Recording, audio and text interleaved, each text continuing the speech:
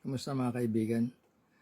Nasa sentro ng usapan natin ngayon ay tungkol dito sa Kongreso dahil tapos na ibigay ni VP Sara ang kanyang kasagutan tungkol dito sa sinasabi ng Kongreso na mga kanyang maaaring naging kasalanan na pwedeng gamitin para siya ay ma-impeach.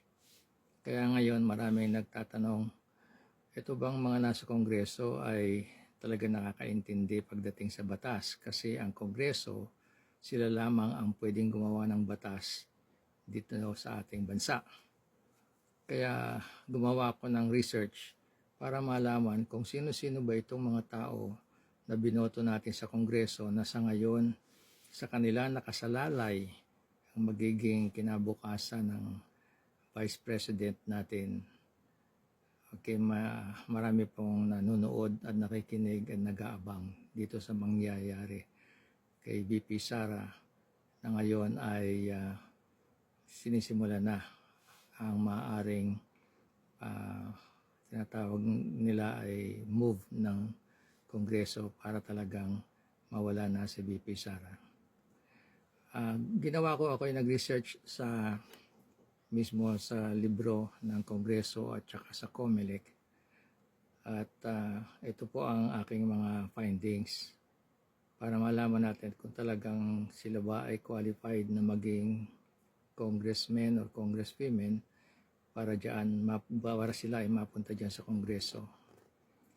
Okay, sa sinasabi ng record, ang regular na congressmen or congresswomen ay sa kabuuan ay 228.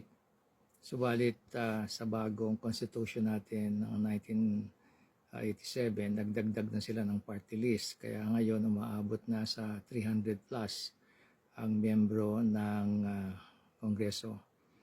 Ang pribileyo ng mga party list ay kapareho rin ng mga pribileyo ng mga regular na mga congressmen na ibinoto ng iba-ibang distrito dito sa buong Pilipinas. Ang sinasabi nila na 92 o 72 miyembro ng Kongreso ay merong law degree. So sa kabuuan, mga halos 40 hanggang 44% yan ay mga may degree sa abogadisya, mga abogado talaga yan. Ang iba naman na merong kurso sa batas o kumuha ng course ng law ay kadalasan po ay tinuturo yan sa mga nag-aaral ng business at economics. Excuse me. Sinasabi po nila 54 ang miyembro ng Kongreso ay mga merong economics or business degrees. So 54 na miyembro. Ang iba naman po ay nakagraduate daw, ay may mga degree sa engineering, medicine, social sciences, at iba-iba pa. At pagka pinagsama-sama po natin ang mga miyembro ng Kongreso na merong kaalaman sa law, okay, ay yung mga abogado na at mayroong background sa batas, sa law dahil sila ay kumuha ng kurso na kailangan pag-aralan din nila ang batas natin. Halos 146 congressmen and congresswomen ang tapos sa degree na yan. Tandaan natin, sinabi ko kanina, 200 plus ang 228 ang miyembro ng Kongreso, hindi pa kasama ang mga party list.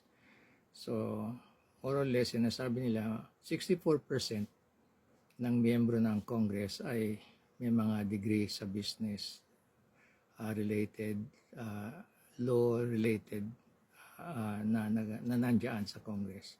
So, masasabi natin na mahigit pa sa 50% ang talagang may background sa batas. Okay.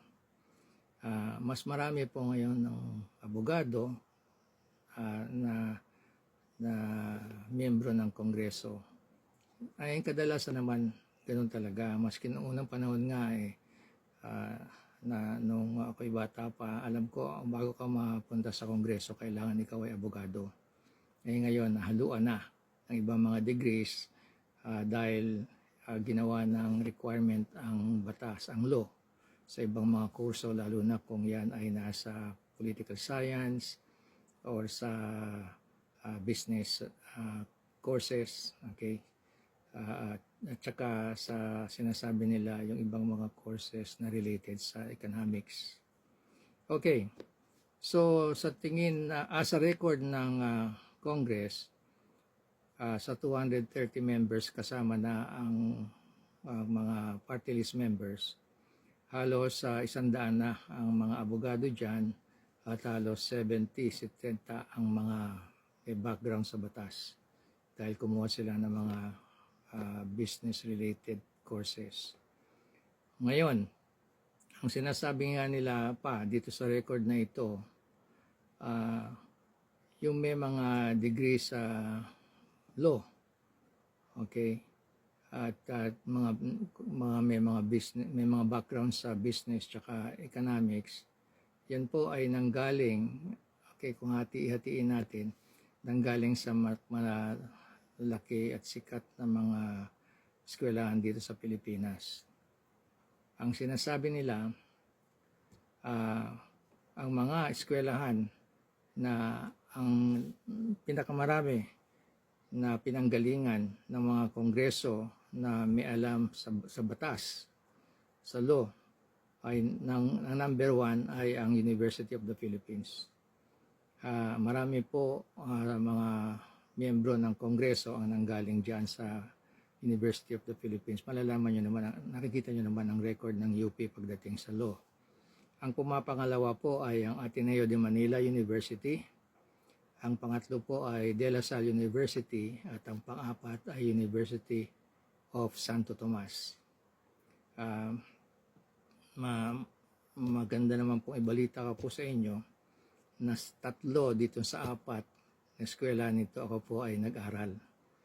At nagturo din po ako dito sa halos 2 dun sa 4 na eskwela na sinasabi ko. Okay, diretso po natin. Alam niyo sa record na nakita ko, maraming mga milyonaryo dito. Maraming mga millionaire sila.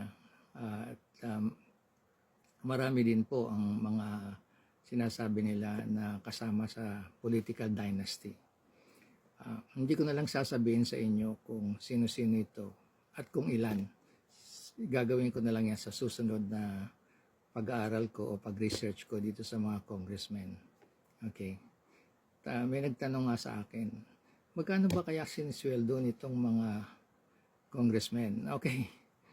Ang kinikita o sweldo o salary ng mga congressmen ay nasa pag-itan ng 300,000 hanggang sa 342,000.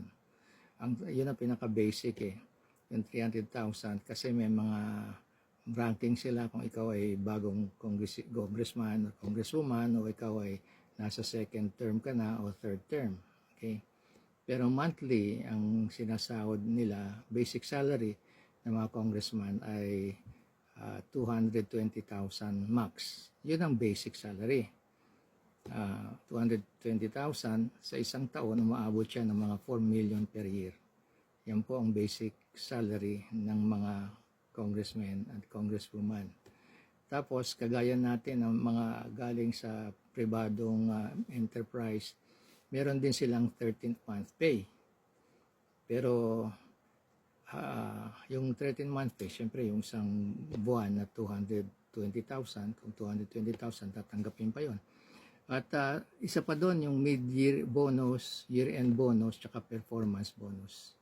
Doon muna ang sasabihin natin kung ano yung sweldo. Sa susunod na episode ko, abangan ninyo ang dagdag na kaalaman natin sa mga taong nandiyan sa Congress.